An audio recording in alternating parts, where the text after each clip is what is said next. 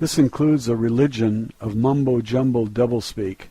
Every pyramid civilization uses this as part of a control mechanism to keep the population enslaved by force, by fear, and by ignorance.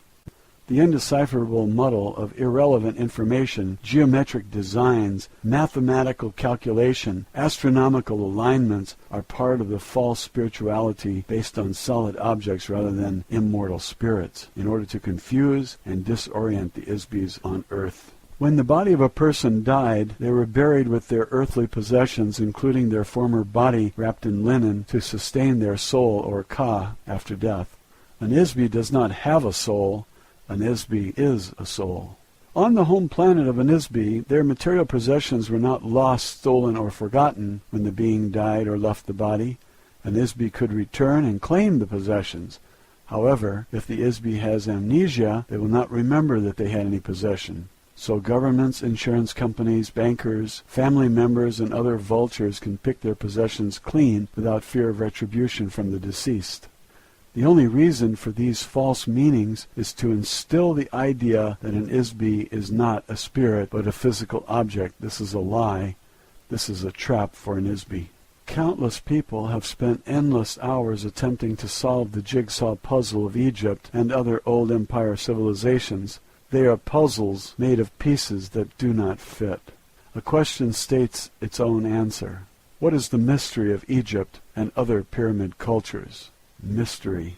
Circa 15,000 BCE, the old empire forces supervised the construction of hydraulic mining operations in the Andes Mountains in present-day Bolivia near Lake Titicaca, Lake of 10 Stones, at Tiwanaku, including construction of the massive stone complex of carved stone buildings known as Kalasasaya and its Gate of the Sun at the elevation of nearly 14,000 feet. 11,600 BCE, the polar axis of Earth shifted. The polar axis of Earth shifted to a sea area. The last ice age came to an end abruptly as the polar ice caps melted and the level of the ocean rose to submerge large sections of the land masses of Earth. The last remaining vestiges of Atlantis and Lemuria were covered by water.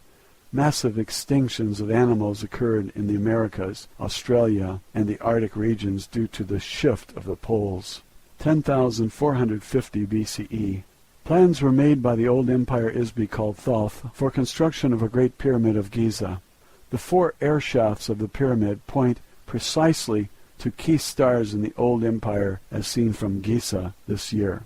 The alignment of the pyramids of Giza on the ground matches perfectly the alignment of the constellation of Orion as seen in the sky from Giza relative to the Nile as the earthly representation of the Milky Way in the sky. 10,400 BCE.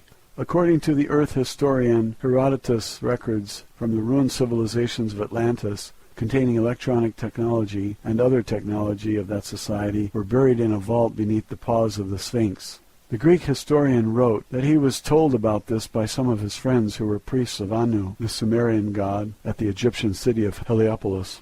However, it is highly unlikely that any traces of an electronic civilization would be allowed to be left intact on Earth by the old empire prison system administrators. 8,212 BCE.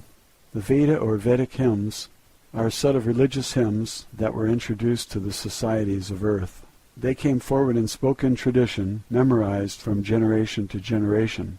The hymn to the dawn child includes an idea called the cycle of the physical universe, the creation, growth, conservation, decay, and death, or destruction of energy and matter in a space. These cycles produce time. The same set of hymns describes the theory of evolution. Here is a tremendous body of knowledge which contains a great deal of spiritual truth. Unfortunately, it has been incorrectly evaluated by humans and altered with lies and reversals of fact by priests, which are a booby trap to prevent anyone from using the wisdom to discover a way to escape from the prison planet. 8050 BCE. Destruction of the old empire home planet government in this galaxy. This was the end of the old empire as a political entity in the galaxy. However, the vast size of the old empire will take many thousands of years for the domain to conquer completely.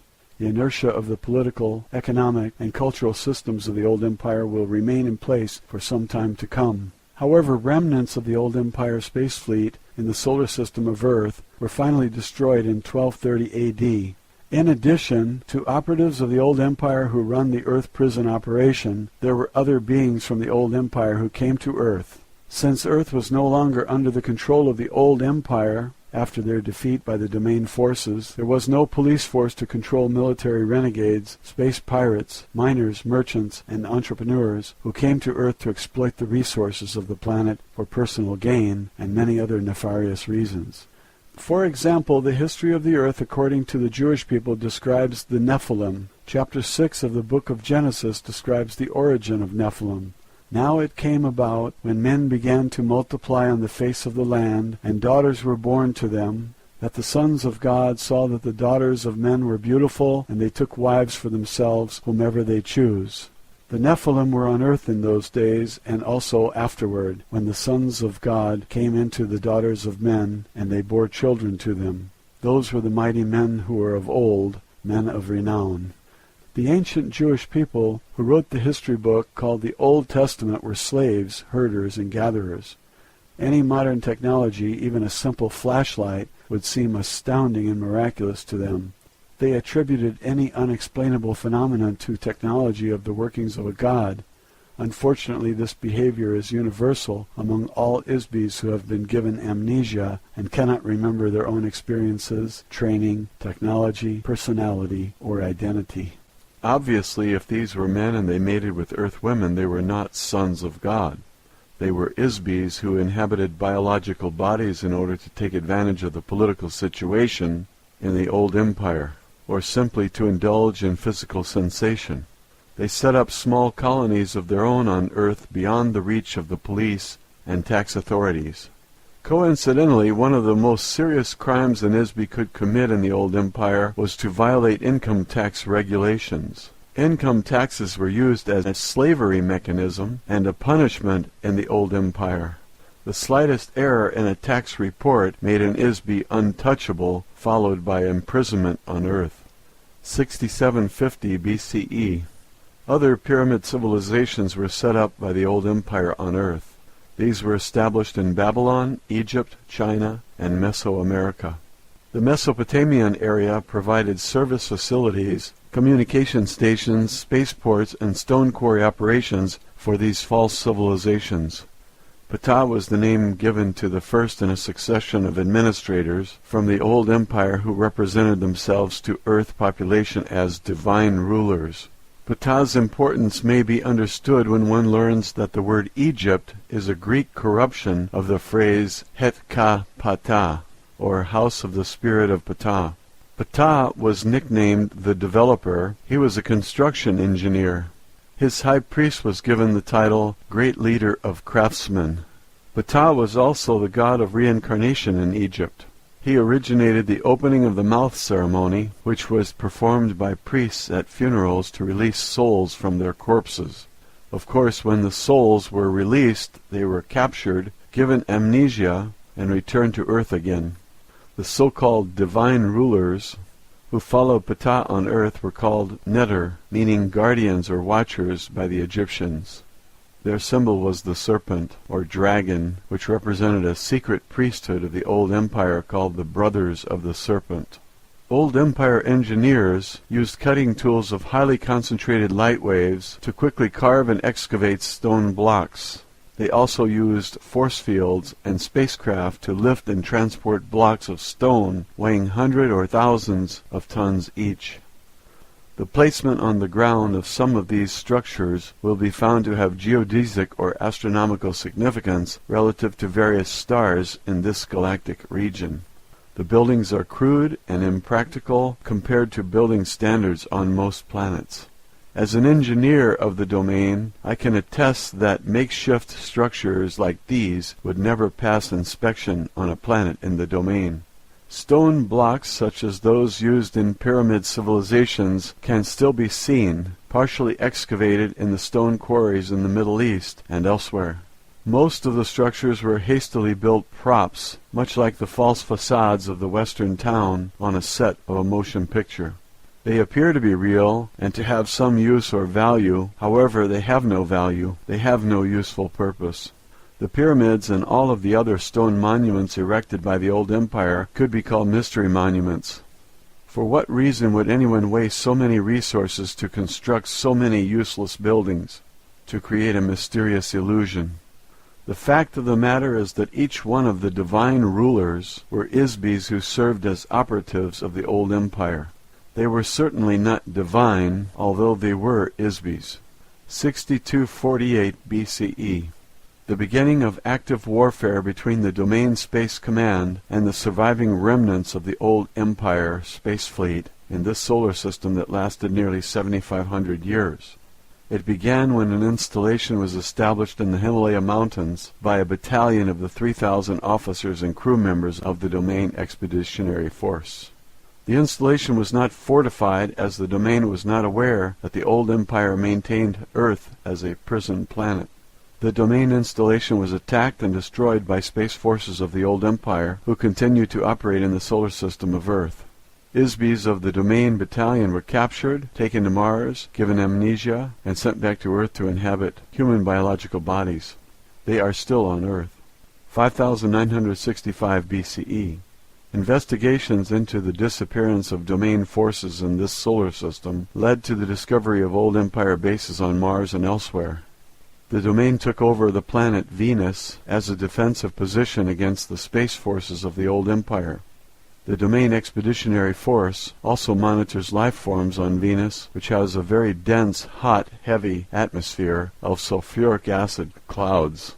There are few life forms on Earth that can endure an atmospheric environment like Venus. The Domain also established secret installations or space stations in the Earth's solar system. This solar system has a planet that is broken up, the asteroid belt. It provides a very useful low-gravity platform for takeoff and landing of spacecraft. It is used as a galactic jump between the Milky Way and adjoining galaxies.